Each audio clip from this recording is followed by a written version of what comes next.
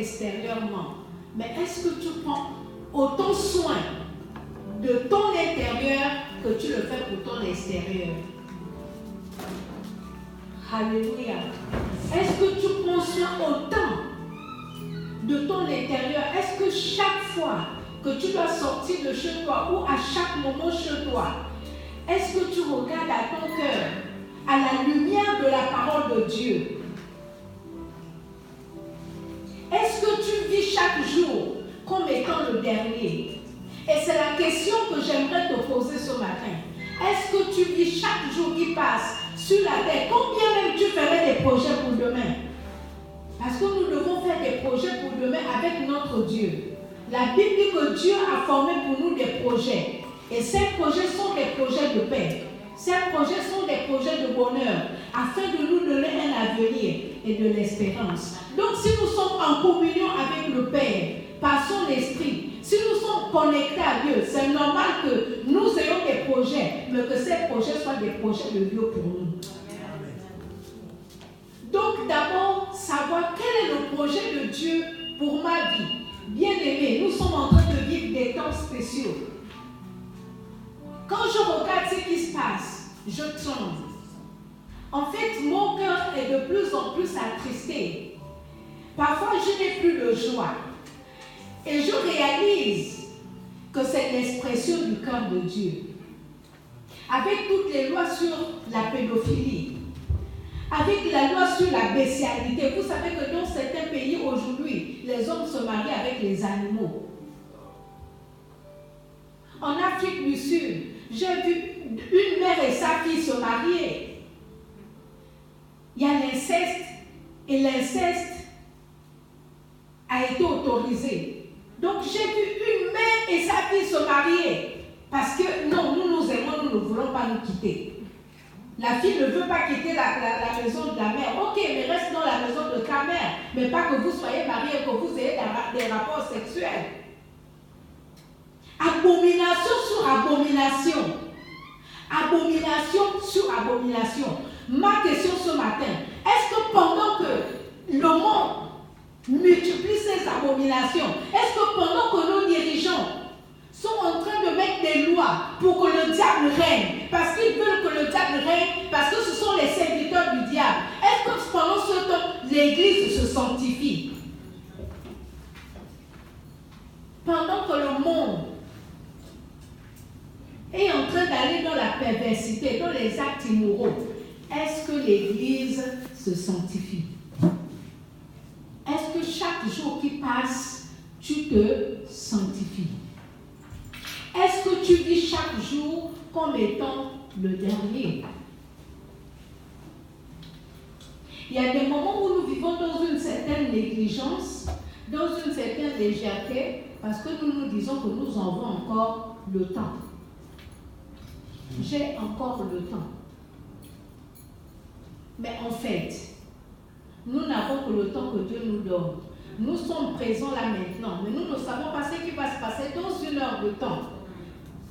Hier, pendant que j'étais avec la prophétesse Sylvie, ils m'ont annoncé le décès d'un jeune homme en fait qui est parti en vacances. Ça veut dire qu'il est passé en vacances, il est parti en vacances, il a eu le projet d'aller en vacances et puis de revenir certainement, mais sauf qu'il n'est pas revenu. Il n'était pas du tout malade. Il est juste allé à 3 heures du matin se laver dans la piscine. Il s'est dit qu'il avait chaud, il allait se rafraîchir un peu. Il est rentré dans cette piscine se disant que je me rafraîchis, je ressors. Il n'est pas ressorti. Il est parti pour toujours. Mais pourtant, il allait se laver. Et il allait là-bas en vacances. Mais il n'est pas du tout revenu de ses vacances. Mais quand il partait, quand il a eu le projet de partir, est-ce qu'il savait qu'il n'allait pas revenir vivant? Est-ce qu'il savait que c'était la dernière fois? Quand il allait plonger dans cette piscine, est-ce qu'il savait qu'il n'en ressortirait pas? Répondez, j'aime quand c'est réactif. Non. Est-ce qu'il savait? Non. Il savait que ça allait être la dernière fois. Ça veut dire que nous ne sommes pas maîtres. Nous ne sommes pas maîtres du temps, de ce qui va se passer dans une heure, de ce qui va se passer d'ici ce soir. Nous savons maintenant l'instant T. soir, nous ne le savons. Mais est-ce que nous nous préparons au quotidien à rencontrer Dieu? Pour ma part, je me suis dit que je ne me mettrai plus. Certainement quand le Saint-Esprit me le poussera à faire. Mais pour ces temps, je ne vous dirai pas que Dieu vous bénisse, que Dieu vous arrose de sa bénédiction, que vraiment soyez prospères à tous égards. Oui, tu vas être prospère, tu vas gagner le monde entier. Mais si ton âme n'est pas gagnée, si ton âme n'est pas gagnée, à quoi cela aurait servi que tu gagnes le monde entier? À quoi cela aurait servi que tu aies maison, voiture? Je dis les deux doivent aller ensemble.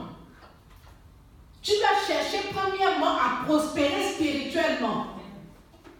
Et pendant que tu seras en train de prospérer spirituellement, pendant que tu seras en train d'avancer dans ta communion, dans ton intimité avec Dieu, alors tu peux avoir les choses du monde parce que la voiture certainement va te servir de te déplacer. Comme ce matin, s'il n'y aurait pas eu la voiture de mon frère, je m'étais déjà égaré, j'avais déjà dépassé les stations. S'il n'y avait pas sa voiture, ça veut dire qu'il ne serait pas rapidement venu me chercher. Donc, voilà. Ça sert à ça. Ça sert à nous rendre service. Ce n'est pas un luxe. Nous voulons avoir l'argent parce que nous voulons que le royaume des cieux avance. Nous voulons investir dans le royaume. C'est uniquement pour ça. Parce que, en réalité, nous avons juste besoin d'un pain pour manger, pour ne pas être affamés. Il suffit que nous ayons quelque chose pour manger, pour ne pas être affamés. Il suffit que nous ayons quelque chose pour nous vêtir, pour ne pas être nus. Mais je dis, nous avons un toit où dormir, pour ne pas être dehors. Je dis, ça suffit. Largement. Parce que c'est ce qu'il faut. Il y a des héros de la foi qui ont quitté la terre sans rien laisser sur la terre. Ça veut dire que ce qu'ils ont laissé, c'était des héritages éternels. Mais ils n'ont pas laissé beaucoup de biens qui vont même rester à occasionner des divisions dans les familles. Parce que qui prend quoi? Qui reste avec quoi? Mais ils ont laissé les biens éternels.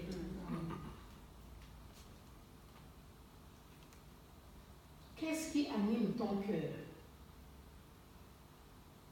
Vous savez, nous pouvons venir à l'église chaque dimanche, mais être loin de Dieu. Nous pouvons venir chaque jour à l'église, mais être loin de Dieu. Parce que Dieu lui-même, il dit qu'il regarde au cœur. Il ne regarde pas ta présence à l'église. En fait, ta présence à l'église doit être la conséquence de ta relation avec le Seigneur à la maison. C'est cette communion-là, c'est cet amour que tu as pour Dieu, c'est cette accroche que tu as avec le Seigneur qui va t'emmener, qui va te conduire, qui va te pousser à venir au milieu des saints afin de l'adorer. C'est ce qui va te pousser à te dire, j'ai tellement soif de Dieu que je m'en vais écouter sa parole pour le connaître davantage. Alléluia. Est-ce que chaque soir, tu regardes à toi-même, tu te rends toi-même ministère et tu laisses la parole de Dieu te rendre ministère en te disant, où suis-je avec Dieu? Est-ce que si Jésus revient maintenant, je vais partir? Est-ce que je suis en train de faire ce que Dieu attend que je fasse? Est-ce que tu es en train de faire ce que Dieu attend que tu fasses? Est-ce que tu connais la volonté de Dieu pour ta vie? Est-ce que tu sais ce que tu es venu faire sur la terre? Est-ce que chaque jour, même les yeux, même si tu es dans un sommeil profond, quand tu ouvres les yeux, tu sais pourquoi tu existes. Tu sais qu'est-ce que tu es venu faire sur la terre. Non seulement tu le sais, mais tu es en train de travailler afin que ce que tu es venu faire s'exécute agréablement. Amen. Je refuse aujourd'hui l'évangile de te dire juste que, parce que vous savez, en réalité, Dieu étant riche, nous sommes des héritiers. Yes. Pas besoin de chercher. Naturellement, on est béni. Naturellement, on est prospère. Naturellement, nous avons tout. Tout ce qui est sur la terre nous appartient. Parce que nous sommes des fils de Dieu. C'est lui qui a créé toutes ces choses. Alors, toutes ces choses sont à nous. Tout ce qui nous appartient. Pas besoin de les chercher. Ils sont déjà nous. On ne cherche pas ce qui nous appartient. Comment est-ce que tu peux chercher ce qui est à toi? Alléluia. Naturellement, c'est à nous. Le fils de Macron ne cherchera pas de maison. Son père va lui donner tout de suite. Le fils de Macron ne veut pas chercher l'argent. Tout de suite, son père va lui donner. Moi, je voyais lors des élections aux États-Unis, je voyais un fils de Donald Trump qui était toujours là. En fait, parfois, c'est lui qui se montrait plus que son père. C'était un type, il était toujours devant. Ça veut dire que de même que son père était acclamé, de même, il recevait ses acclamations parce qu'on le voyait, il était médiatisé. Au même moment que son père, lui aussi, il était médiatisé. Alléluia.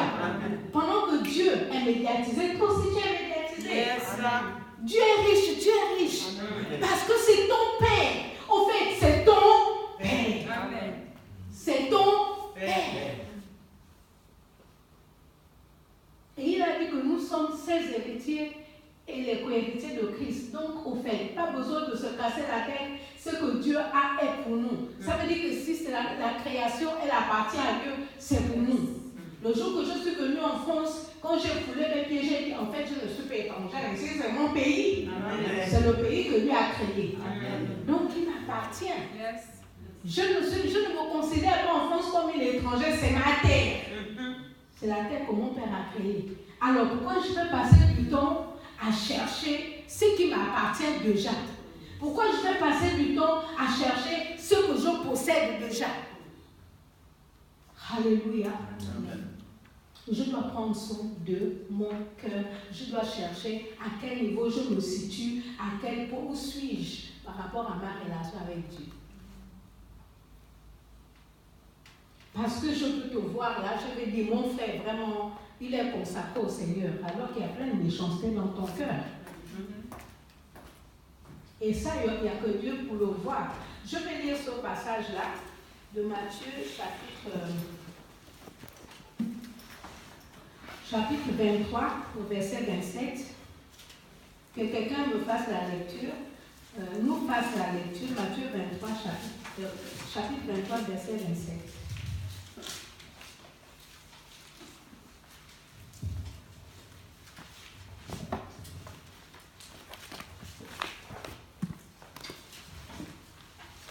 Matthieu 23, 27, je lis la parole. Malheur à vous, scribes. Malheur à vous, scribes et pharisiens hypocrites, parce que vous ressemblez à de sépulcres blanchis, qui paraissent beaux au dehors et qui au dedans sont pleins d'ossements, de morts et de toute espèce d'impureté. Alléluia. Amen. Alléluia. Amen. Je relis cette parole. Malheur à vous, scribes et pharisiens, hypocrites, parce que vous ressemblez à des sépulcres blanchis ou à des tombeaux blanchis, qui paraissent beaux au dehors et qui, au dedans, sont pleins d'ossements de mort et de toute espèce d'impureté. Alléluia. Amen. Alléluia. Amen. Amen. Nous pouvons nous asseoir. Michael, qu'est-ce que tu as compris de cette parole? Compris, pareil, je ne pas être. Ça veut dire quoi? Laissez paraître une image splendide, ravissante de nous, alors que dans notre intérieur, c'est noirci. Oui. Ténébreux. Ok. D'accord. Je pense que c'est le jeune marié. Félicitations, jeune marié. Le jeune marié. Félicitations. Merci. Comment ce passage vous parle? On peut se présenter à quelqu'un et être super beau, avoir de beaux habits ou autre. Mais en fait, à l'intérieur, on peut être triste, on peut être très malheureux, en fait. Ou avoir... en nous, ça peut être, tout peut être mort, en fait. Voilà, on peut ne pas avoir la paix, tout ce genre de choses. Amen. Voilà. Mon frère, tu me regardes, c'est comme si tu t'attends à ce que je te demande, que je te pose la question. Parce que moi, je ne veux pas monopoliser la parole. Non, nous tous, on a lu la Bible. Chacun doit donner son interprétation de la Bible. Moi, je ne veux pas être la seule à parler ici. Je sais que pendant que vous serez en train de parler, moi aussi, ça va me parler. Vous allez me rendre ministère. Oui, mon frère. Selon ce que moi j'ai appris, je comprends dans ces passages, c'est comme vous dites, l'extérieur peut beau être ce qu'on voit, par contre l'intérieur est vide, spirituellement. Amen. Nous retenons chaque interprétation. Hein? N'est-ce pas? Qu'est-ce que tu as compris, mon frère? J'ai compris que si on perd son temps à se consacrer qu'à l'extérieur, on ne peut pas hériter du royaume. Amen. Et de l'autre côté, ma soeur. Que de dehors on montre une image sainte et dedans on n'est pas saint spirituellement. On n'a rien avec Dieu, on n'a pas de relation avec Dieu. Amen. Nous allons acclamer Dieu pour toutes ces réponses.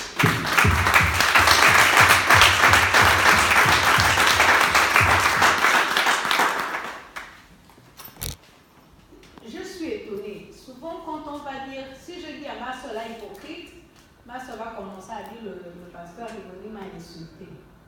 Mais moi, je vois ici Jésus qui dit aux gens hypocrites. Il traite les gens d'hypocrites. Et il traite les gens de tombeaux blanchis.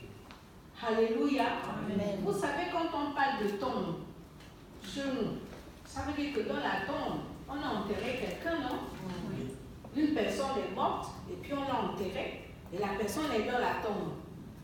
C'est vrai qu'aujourd'hui, il y a un système où on embaume les corps, donc le corps reste un peu plus longtemps. Mais si un corps n'est pas embaumé, donc dès qu'ils n'ont même pas encore mis en terre, après 3 jours sur la terre, il commence à sentir mauvais. N'est-ce pas, non?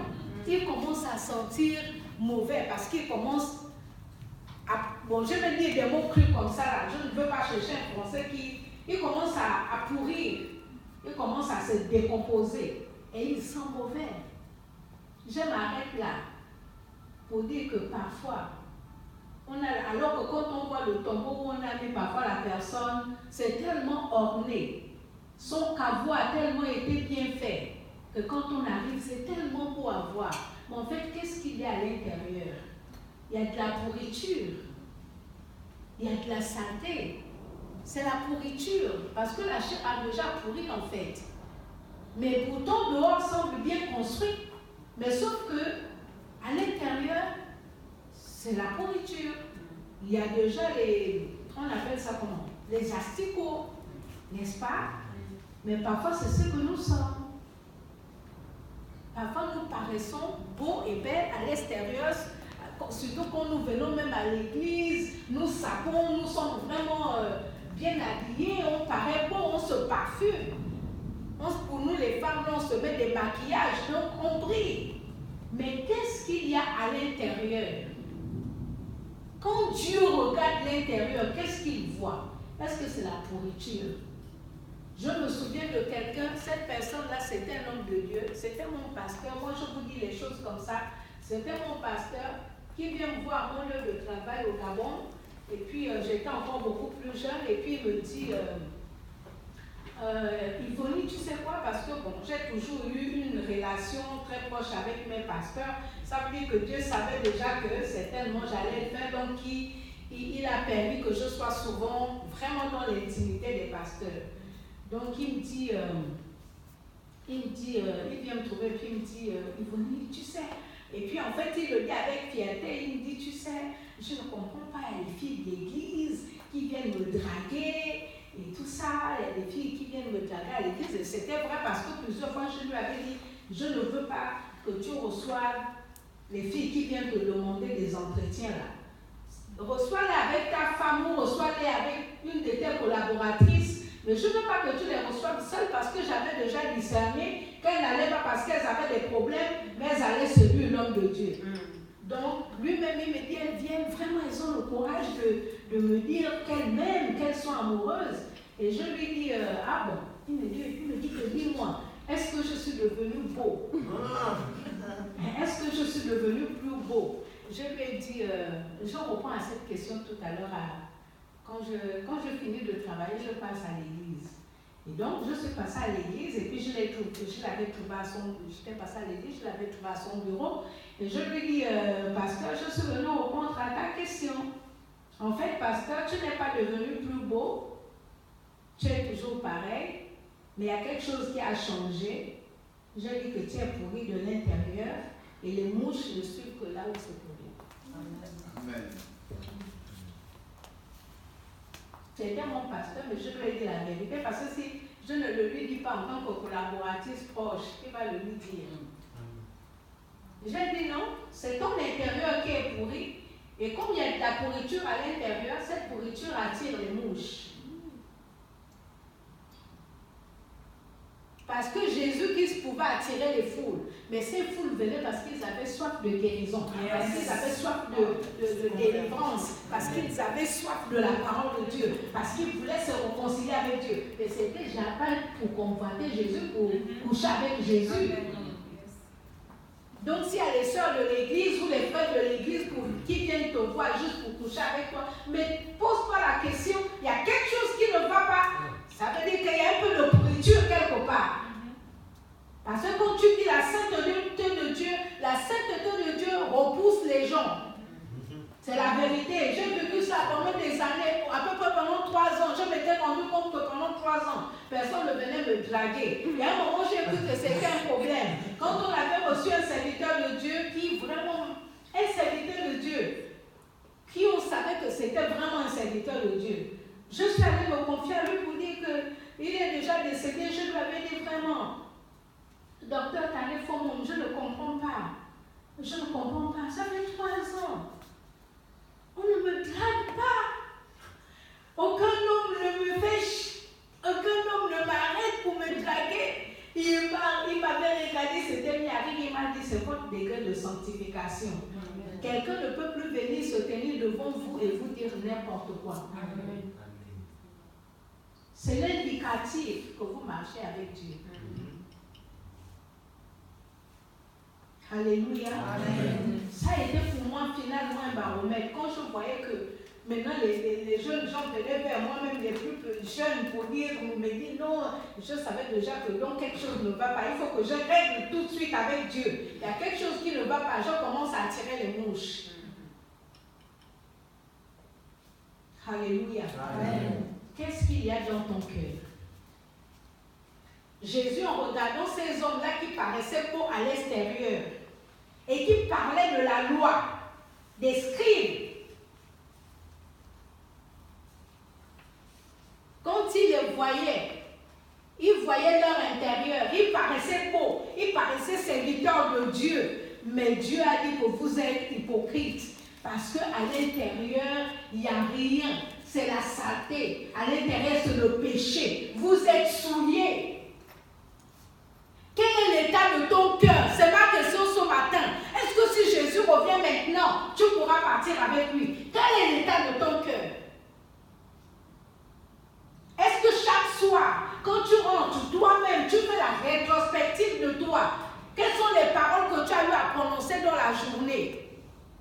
Est-ce qu'il y a quelqu'un que tu retiens dans ton cœur parce que tu n'as pas pardonné, parce que tu te dis la personne t'a fait du mal? Qu'est-ce qu'il y a dans ton cœur? Comme a dit ma soeur, est-ce que c'est la tristesse selon le monde? Parce qu'il y a la tristesse selon le monde et il y a la tristesse selon Dieu. La tristesse selon Dieu, c'est celle que je ressens en ce moment. Ça veut dire que je vois que le monde va mal et ça me fait mal. Quand je vois que les petits enfants risquent d'être violés et qu'on va dire qu'il faut que la personne puisse produire, en fait, dire par exemple que non, je n'ai pas été consentant.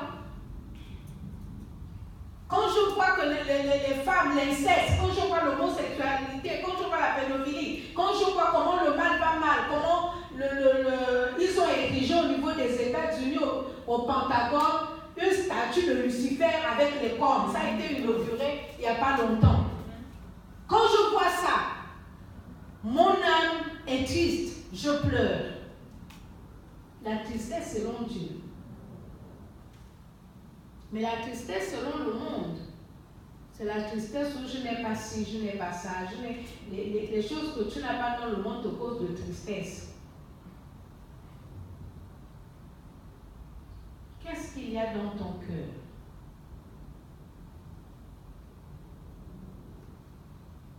Vous savez, moi ça fait longtemps que je fréquente la prophétesse Sylvie, que je vais dans ces assemblées ici à Béthanie, ou chez le pasteur Godet. Moi je bénis Dieu pour une chose. Je n'ai pas entendu trop cet évangile où on oppresse le peuple juste pour dire venez donner, venez donner. Venez, Dieu va vous bénir. Venez, Dieu va vous donner la prospérité. Venez, Dieu va vous élargir. Venez, je suis fatiguée de cet évangile où on dit aux gens que vous allez être riches sur la terre. Non, moi je vous dis que cherchez la richesse du ciel. Amen. Je vous dis que cherchez la richesse du ciel. Amen. Je dis que travaillez afin que vous soyez riches dans les cieux. Amen. Je dis parce que ici, nous sommes de passage. Nous ne sommes que des étrangers, des voyageurs. Quand tu partiras à la maison, qu'est-ce que tu trouveras à la maison? Parce que là-bas, ce sera éternel. Si tu rates, tu as raté pour toujours. Parce que ce sera éternel, ce sera l'éternité. Quand tu rates, tu as déjà raté pour toujours. C'est ici que nous bâtissons demain. Qui tu seras grand demain dans les cieux, ça se prépare ici. Ton rang éternel, c'est ici-là que tu le prépares. Est-ce que chaque jour qui passe, tu es conscient? Conscient que ça peut être le dernier. Je suis fatiguée de l'évangile où on dit aux gens que vous allez être riches sur la terre, mais c'est vrai que normal, je le suis déjà. Sauf que Dieu fait chaque chose en son temps. Il y a ceux qui se manifestent aujourd'hui, après l'autre va se manifester demain. Moi, j'ai été surprise, prophétesse, quand je suis rentrée hier. Dieu m'a parlé. Dieu m'a dit, je t'avais caché ma face pour voir ta fidélité. Je t'ai caché ma face. J'ai fait ça. Je suis passée par des maladies tellement. J'ai fait ça. Et j'avais comme l'impression que Dieu m'avait véritablement abandonné. Ce n'était qu'une impression. Mais dans mon cœur, je savais que tout ce que je traversais là, parfois les médecins me montraient que j'étais entre la vie et la mort. Mais pendant que les médecins disaient que peut-être qu'elle ne va pas s'en sortir, est-ce qu'elle va s'en sortir? Tout ce qu'ils disaient là ne m'effrayait pas. Je savais que j'allais m'en sortir parce que je n'avais pas fini avec mon mandat divin. Amen. Et Dieu m'a dit qu'en fait, j'avais permis que le serpent te morde. Et je me suis détournée de toi afin de paraître au moment convenable. Et c'est le moment convenable. Et j'avais dit à la prophétesse que Dieu m'a dit qu'il me conduit au désert pour parler à mon cœur. Le désert, ce n'est pas facile. Quand Dieu vous conduit au désert, ça veut dire que vous êtes même abandonné. Heureusement qu'il donne comme des connexions pour que tu ne t'engloutisses pas totalement. Mais tu as comme l'impression qu'il n'existe pas. Il existe pour les autres, mais pas toi. Mais ce qui nous permet de résister et d'avancer, c'est que dans notre cœur, nous sommes sûrs qu'il est une encre sûre et qu'il est véritablement là. Amen. Même si je ne le vois pas, mais il est là. Amen. Il s'appelle Emmanuel. Yes. Il est là.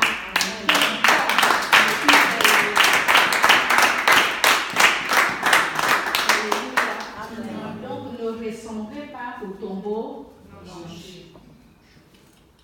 Ne ressemblez pas au tombeau blanchi. Veillez sur vos cœurs. Cherchez le royaume des cieux. Et tout vous sera donné par-dessus tout. Je vous dis bien que tout vous sera donné par-dessus tout. Vous savez, il y a une période, moi j'ai dû me repentir. Et moi j'espère que, pour ma part, je me dis, Si j'ai pu me repentir ainsi, ça veut dire que certainement ce matin, certains parmi nous aussi ont besoin de repentance. Moi, je me suis repentie. Pourquoi? Parce qu'à un moment, vous savez, quand vous êtes dans certaines difficultés, comme je disais hier où on était, en fait, vous passez le temps finalement à être introverti, à penser à soi-même. Dans vos prières, quand vous vous approchez de Dieu, c'est Seigneur, bénis-moi par rapport à ci. Seigneur, tu vois mon problème là. Seigneur, tu vois ma difficulté là. Seigneur, tu vois mon manque là. Et Seigneur, j'ai besoin de toi. Seigneur, bénis-moi par rapport à ceci. Seigneur, réponds-moi par rapport à cela. Et puis après, Seigneur, merci parce que je sais que tu vas faire au nom de Jésus. Amen, amen. Tu n'as pas prié pour l'église. Tu n'as pas prié pour ton frère qui est dans les problèmes. Tu t'es centré sur toi-même. Ça s'appelle de l'égoïsme. Et si tu as agi comme ça, tu as besoin de te repentir parce que c'est ça le péché. Alléluia. Amen. Le péché, c'est celui-là. C'est ça le péché. Et je me suis rendu compte qu'il y a un moment où j'étais centrée sur moi. Oh Seigneur, ceci. Oh Seigneur, cela. Oh Seigneur, c'était moi. Ma tête, moi. Soit moi. Il y avait plus Seigneur les nations, il y avait plus Seigneur le salut des âmes, il y avait plus Seigneur, oh sauve les prostituées, oh Seigneur sauve les violeurs là, sauve les drogués, sauve ceci, oh Seigneur sauve mon pays, oh Seigneur sauve ce pays. Il y avait plus, je ne pleurais plus devant Dieu pour le salut des âmes, je pleurais devant Dieu pour moi-même. Et pour moi, quand je finis, moi c'est ma famille, quand je finis, moi c'est ma famille, quand je finis, moi c'est jusqu'à ce que Dieu ait dit stop. Tant que tu seras toi et ta famille, je ne te donnerai rien. Mais quand tu vas t'investir pour les autres, moi je te donnerai, je m'occuperai de toi. Et j'ai dû me repentir. Alléluia. J'ai dû me repentir. Et j'ai dit, Seigneur, je recommence à penser aux autres et à m'oublier moi. Et je sais que tu vas t'occuper de moi parce qu'effectivement, il fut un temps où tellement je m'occupais des autres que je ne demandais pas. Ça veut dire que quand le besoin monte dans mon cœur, Dieu le pourvoit, je ne comprends pas comment il le fait, mais il le pourvoit tout de suite. Dès que j'ai un besoin dans mon cœur, dès qu'il y a un besoin, même si c'est un besoin d'une montre, je vous dis, on va me faire cadeau dans les moments qui suivent d'une montre. C'est que si j'ai un besoin qui monte dans mon cœur, Dieu pourvoit ses besoins parce que Dieu avait réalisé que je cherchais ses intérêts. Amen. Cherche les intérêts de Dieu. Amen. Vous avez une grande salle, vous avez un grand défi. Oh, la seconde de Dieu, mon Dieu, quelle vision, regardez. Une grande salle. C'est pas que vous étiez nombreux et qu'il a dit que comme on est nombreux, on prend une grande salle. Elle vous a donné du travail. Elle vous a mis en danger. Donnez-vous des défis pour remplir cette salle. Pas parce que vous voulez avoir beaucoup de gens. Parce que ça ne sert à rien d'avoir beaucoup de gens qui vont vers l'enfer. Mais parce que vous voulez qu'il y ait des hommes et des femmes sauvés. Amen. Alléluia. Allez-y sauver les gens. Parce que les temps sont mauvais. Et pendant que vous êtes en train de chercher à sauver les gens, cherchez à sauver vous-même aussi. Parce que vous pouvez chercher à sauver les autres et après vous partez vous-même en enfer. Paul a dit que quand il prêche l'évangile, il fait attention. Afin qu'après avoir prêché aux autres, que lui-même, il ne meure pas. Il ne perd pas lui-même son salut. Parce que notre persévérance, elle va jusqu'à la fin. Est-ce que Dieu a béni quelqu'un ce matin avec toi? Amen.